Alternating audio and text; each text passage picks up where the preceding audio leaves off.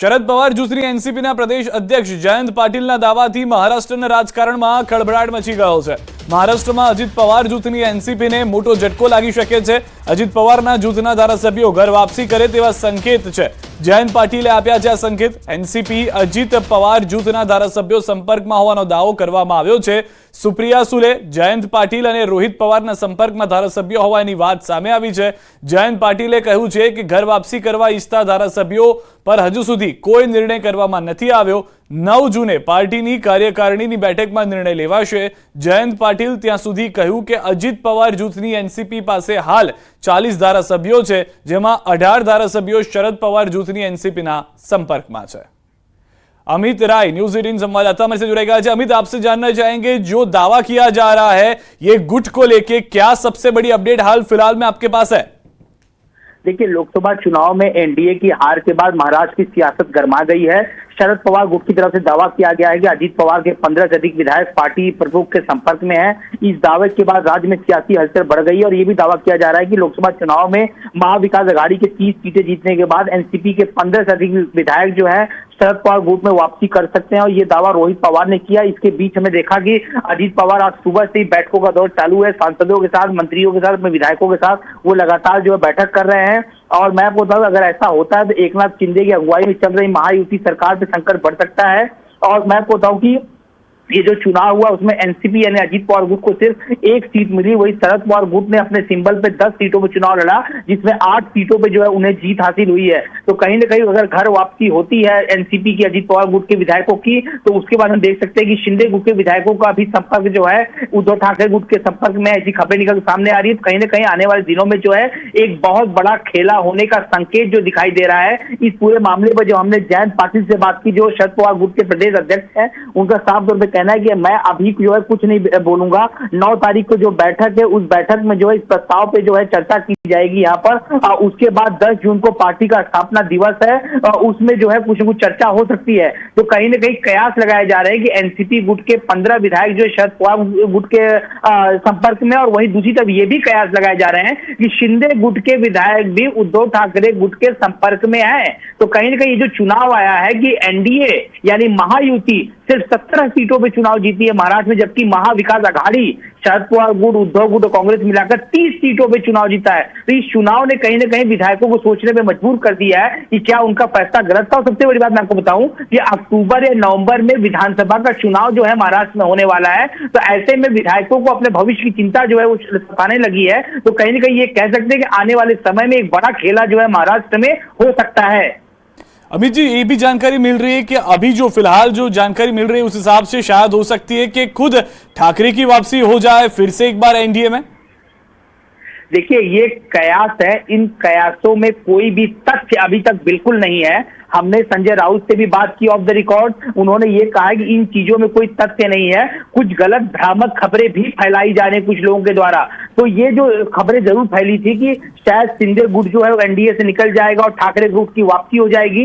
हालांकि इस खबरों में अभी तक कोई सच्चाई नजर नहीं आ रही है, लेकिन कहा जाता है कि राजनीति में कुछ भी संभव है। आने वाले दिनों में शायद कुछ और तस्वीर देखने को मिले, लेकिन फिलहाल ऐसी कोई भी तस्वीर और ऐसी कोई भी खबर जो है तथ्यात्मक रूप से सही नहीं है।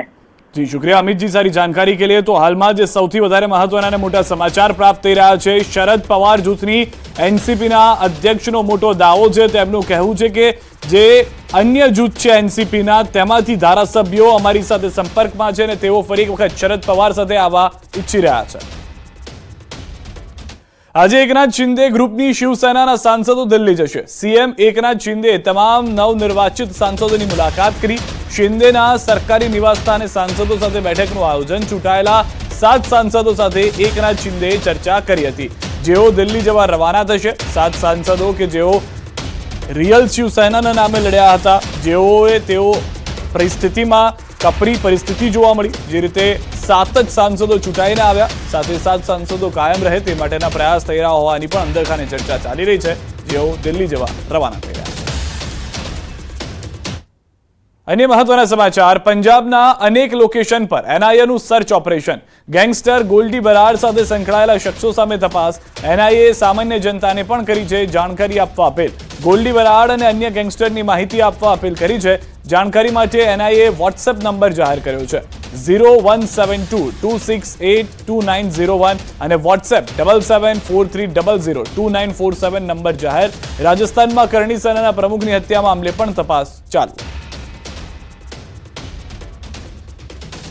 વડોદરાથી સમાચાર સ્માર્ટ સિટીની ખુલી ગઈ છે પોલ સત્તાધીશો ખુદ ટેન્કરથી મંગાવી રહ્યા છે પાણી પાલિકાની મુખ્ય કચેરીમાં પીવાના પાણીની સમસ્યા મેયર અને મ્યુનિસિપલ કમિશનરની કચેરીમાં જ પાણીની સમસ્યા છે ટેન્કરથી પાણી પહોંચાડાતું હોવાનું આવ્યું છે સામે જે રીતના દ્રશ્યો જોવા મળી રહ્યા છે સ્માર્ટ સિટી વડોદરાની અંદર ખુદ સત્તાધીશોને જ ટેન્કરની મદદ લેવી પડી રહી છે પાલિકાની મુખ્ય કચેરીમાં પીવાના પાણીની સમસ્યા છે જ્યાં ટેન્કર રાજ સમગ્ર શહેરમાં ચાલતું હોય અને કચેરી ખુદ સરકારી ટેન્કર રાજ પર નિર્ભર હોય તો એ સ્માર્ટ સિટી કઈ રીતે બની શકે તેવા સવાલો પણ ઊભા થઈ રહ્યા છે અને વડોદરામાં ટેન્કર રાજ ચાલી રહ્યું છે જે સવાલ વારંવાર પૂછવામાં આવી રહ્યો હતો તેનો આ પુરાવો પણ આપ જોઈ રહ્યા છો ને આ એકમાત્ર પુરાવો નથી આવા અનેક દ્રશ્યો છે આજે આ મુદ્દો વધુ ચર્ચામાં એટલે આવી ગયો કારણ કે ખુદ પાલિકાની કચેરીની અંદર ટેન્કરથી પાણી પહોંચાડવામાં આવી રહ્યું છે પીવાના પાણીના ફાફા ખુદ પાલિકાની કચેરીમાં છે કે જે આખા શહેરને પાણી પહોંચાડવાનો દાવો કરવામાં આવે છે પરંતુ ત્યાં જ ટેન્કર રાજ આવી જવાને કારણે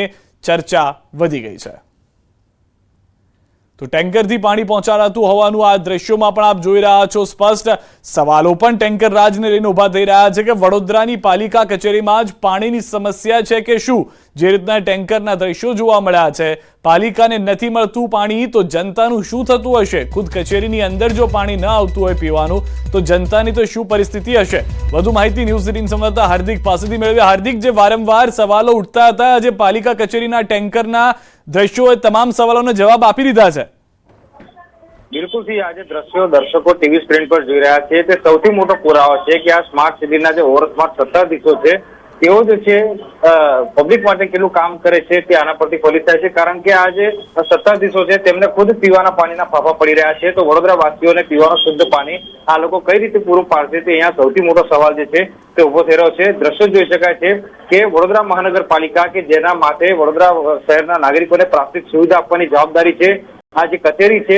એ મુખ્ય કચેરી છે અહીંયા વડોદરા શહેરના mayor Pinkiben Soni municipal commissioner Dilip Rana standing committee chairman Sheetal Mistry સહિતના જે ઉચ્ચ કક્ષાના હોદ્દેદારો છે તેઓ બેસે છે એ જ પાલિકાની કચેરીમાં પીવાના પાણીના ઠેકાણા નથી અને આ જે પાલિકાની કચેરી છે ત્યાં ટેન્કર મંગાવીને જે ટાંકીઓમાં પાણી ભરવામાં આવતું હોય તેવો વિડીયો જે છે તે ન્યૂઝ 18 ગુજરાતીના કેમેરામાં કેદ થઈ ગયો છે ત્યારે પાલિકાના જે સત્તાધીશો છે કે જે મોટી મોટી વાતો કરે છે વડોદરા શહેરને પીવાનું શુદ્ધ પાણી આપીશું ઘરે ઘરે નળથી જળ પહોંચાડીશું એ તમામ દાવો જે છે અહીંયા પોકર સાબિત થતા હોય તેમ લાગી રહ્યું છે અને હાલ તો વડોદરા મહાનગરપાલિકાના સત્તાધીશો હોય કે પછી કર્મચારીઓ હોય તેઓ ખુદ પીવાના પાણી માટે વલખા મારતા હોય તેમ લાગી રહ્યું છે સાથે વડોદરા વાસીઓ પણ પીવાના પાણીની સમસ્યાને લઈને છેલ્લા ઘણા સમયથી પરેશાની વેઠી રહ્યા હોય એ તો સૌ કોઈ જાણે જ છે હાર્દિક આજે ટેન્કર રાજ આવ્યું છે અધિકારીઓ શું કહી રહ્યા છે કેમ ટેન્કરની જરૂર ખુદ પાલિકા કચેરીને પડી રહી છે જ્યારે વડોદરામાં તમામ ઘરે પાણી પહોંચી રહ્યાના દાવા થઈ રહ્યા છે ત્યારે બિલકુલ જો અધિકારીઓને બોલવાની વાત આવે તો જ્યારે પાલિકાની વાહવાઈ કરવાની હોય કામગીરીની વાહવાઈ કરવાની હોય ત્યારે સૌ કોઈ આગળ આવીને હાર્દિક એક મિનિટ માટે રોકી રહ્યો છું અમીબેન રાવત તમારી સાથે જોડાઈ ગયા છે અમીબેન જે દ્રશ્યો છે તે સ્પષ્ટ કહી રહ્યા છે કે શું પરિસ્થિતિ છે સમગ્ર વડોદરા શહેરની વડોદરા શહેરના લોકોની વડોદરાની જનતાની આ એ જ વડોદરા શહેર છે જ્યાં પાણી મિસમાં મોરચો આવીને રજૂઆત કરતા કરતા એક ભાઈ કોર્પોરેશનના ફ્લોર પર દમ તોડ્યો હતો ચાલુ સભા વખતે આ એ જ કોર્પોરેશન છે જ્યાં ગંદા પાણીથી 3 થી 4 લોકોનું મૃત્યુ થયું છે પાછલા 2 વર્ષોમાં આ એ જ વડોદરા શહેર છે જ્યાં 5 લાખ લોકોને ગંદુ પીવાનું પાણી મહીસાગર નદી અમારો સ્ત્રોત દૂષિત થયાથી ગંદુ પાણી આપવામાં આવેલું અને વડોદરા શહેરમાં વર્ષોથી એવું કહીએ છે કે ટેન્કર મુક્ત છે હર ઘર જલ નહીં હર ઘર નલની વાત કરે છે પણ 2-2 કરોડના વર્ષે ટેન્કરના ઇજારા કરવા પડતા હોય છે તો એ શું કામ કરવા પડે છે અમુક વિસ્તારમાં રેગ્યુલર ટેન્કરથી પાણી આપવું પડે છે અનેક જગ્યાએ લોકો બૂમ પાડે છે એટલે પાણી ઓછું આવે છે એટલે કોર્પોરેટર્સના કહેવાથી પાણી આપવામાં આવે છે લોકો પૈસા ભરીને પાણી ખરીદવું પડે છે પીવાનું પાણી તો અઢળક લોકો બહારથી પીવાના પાણીના જગ્સ ખરીદતા હોય છે તો વડોદરા શહેરની પાણીની પરિસ્થિતિ રિયલી ગંભીર છે હું જે વિસ્તારમાં રહું છું, નવાયાર્ડ વિસ્તારમાં છેલ્લા 1 મહિનાથી કોર્પોરેટર્સ બૂમો પાડે છે, વિસ્તારમાં અનેક ઠેકાણે ગંદુ પાણી આવે છે નવાયાર્ડ વિસ્તારમાં, પણ આજ દિન સુધી એની કોઈ સુનાવણી નથી થઈ. ઇનફેક્ટ ગટરો ઉભરાય છે, જ્યાં ગટરોના કનેક્શન બેસી ગયા છે અને રિપેર કરવામાં 5-5 મહિના કાઢે છે, તો એટલે એની લીધે બી પાણીનું કન્ટેમિનેશન થાય છે. આ તમામ વસ્તુ જોતા વડોદરા મહાનગર સેવા સદનમાં લોકોની સુખાકારી માટે પાણી જેવા બેઝિક ઇસ્યુમાં કોઈ પ્રાયોરિટી નથી, એ જોવાય છે. અમીબેન, આમ તો જ્યારે ટેક્સ ના ભરે કોઈ વ્યક્તિ સામાન્ય રીતે પાણીને લઈને કરવેરો, તો તેની પાસેથી દંડ લેવામાં આવે છે, તો આમાં તો ઊંધો દંડ કરી દેવો જોઈએ પાલિકાને, જેને પાણી ટેક્સ ભરવા છતાંય નથી મળતું. અમે તો અનેક વખત દરખાસ્ત બી ચડાવી છે કે જ્યાં પાણી નથી મળતું, રેગ્યુલર પાણી નથી આપી શકતા, ત્યાં વેરો ના લેવો જોઈએ. જ્યાં ગંદુ પાણી આપો છો ત્યાં વેરો ના લેવો જોઈએ. પણ એ બધું તો ખાલી ઓન પેપર વાતો થતી હોય છે, કોઈ એને ગંભીરતાથી લેતું નથી. એ પોલિટિકલ અમે લોકો કરીએ છીએ, અમે આક્ષેપો કરીએ છીએ, પણ કોઈ જાતની ગંભીરતા નથી. આ વડોદરા શહેરમાં 25 વર્ષે એક નવો પાણીનો સ્ત્રોત બન્યો હતો. વડોદરા શહેરના મોટા ભાગની ફ્રેન્ચવેલ પર પાણી મહીસાગરનું દૂષિત થાય છે, તો એને સાફ કરવા માટે ટ્રીટમેન્ટ પ્લાન્ટ નથી. જે સ્ત્રોત છે, એક સ્ત્રોતની લાઈનમાં કશે ભંગાણ હોય તો ઓલ્ટરનેટિવ સોર્સથી ત્યાં કનેક્ટ કરીને પાણી આપવાનું કોઈ પ્રોવિઝન નથી. એટલે મજબૂરીમાં વડોદરાના લોકોને ટેન્કર પર ડિપેન્ડન્ટ થવું પડે છે. અને હજી બી હું કહીશ કે વડોદરામાં ટેન્કર રાજ છે ને, એ ટેન્કરોમાં બી ખૂબ મોટા ભ્રષ્ટાચાર પણ થાય છે. બેન, ખાલી આમ તો અત્યારના જે દ્રશ્યો જોઈ રહ્યા છે, ખાલી જનતાને નહીં, ખુદ મેયર અને કમિશનરની કચેરી છે ને આ તો, એવો લોકોને ટેન્કર ઉપર નિર્ભર થવું પડી રહ્યું છે, તે લોકોને નથી દેખાઈ રહ્યું. આ કોર્પોરેશનમાં પીવાના પાણીના જગ બી આવે છે.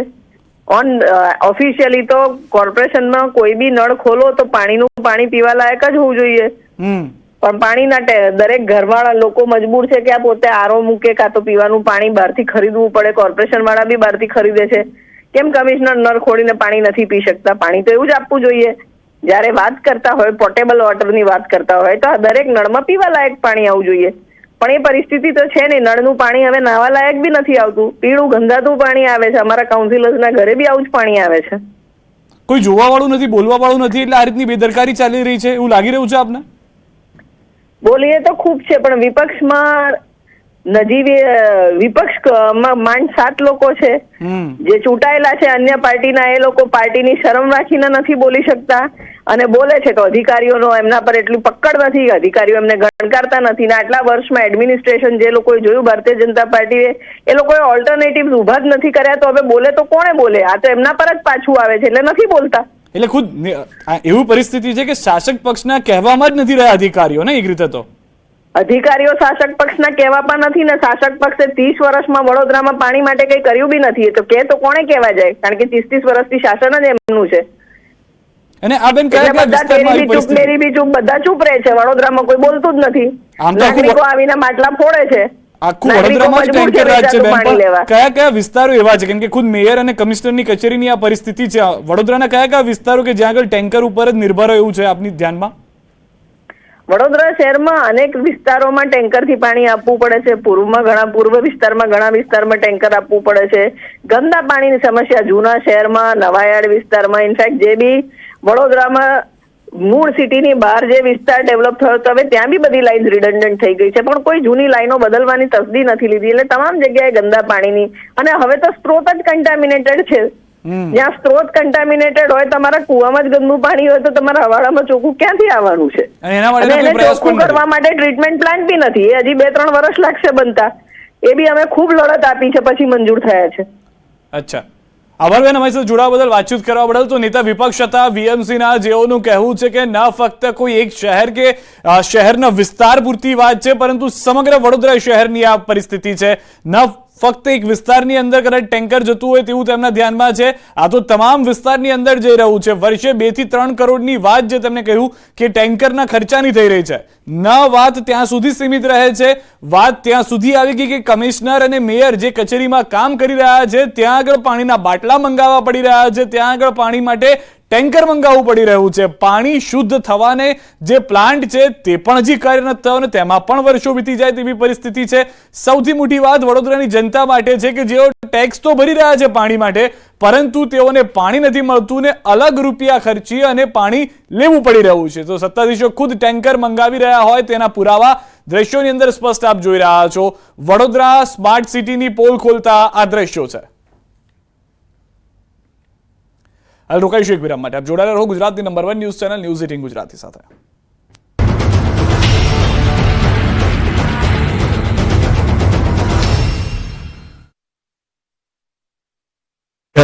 ગરીબ માણસોને બિલકુલ ન્યાય ના મળતો હોય, ખાલી પડેલા સરકારી પદોમાં તમે ભરતી ના જ કરો, આટલા બધા પેપર ફૂટ્યા કરે અને દેશમાં જે પ્રમાણે લડનારા તમામ માણસોને ટાર્ગેટ કરવા આ બધા જોયું છે. મને જે પ્રમાણે એક ટ્વીટ કરવા બદલ આસામની જેલમાં નાખી દીધો હતો. વિપક્ષની બધી પાર્ટીઓના નેતાને વારંવાર એક સિસ્ટમેટિકલી સીબીઆઈ, ઈડી, ઇન્કમટેક્સ દ્વારા ટાર્ગેટ કરવા, આ બધું દેશની જનતા જોઈ રહી હતી. 7, 8 અને 9 તારીખે કિસાન કોંગ્રેસ તમારા સાથી પાલભાઈ આંબલિયા, સેવાદળના રાષ્ટ્રીય અધ્યક્ષ લાલજીભાઈ દેસાઈ, હું અને સમગ્ર રાજકોટ શહેરનું કોંગ્રેસ પરિવાર કોંગ્રેસ તરીકે નહીં, રાજકોટ અને ગુજરાતના નાગરિક તરીકે ફક્ત પાણી ઉપર રહી 72 કલાકના ન્યાયની માંગણી માટેના ઉપવાસ કરવાના છીએ.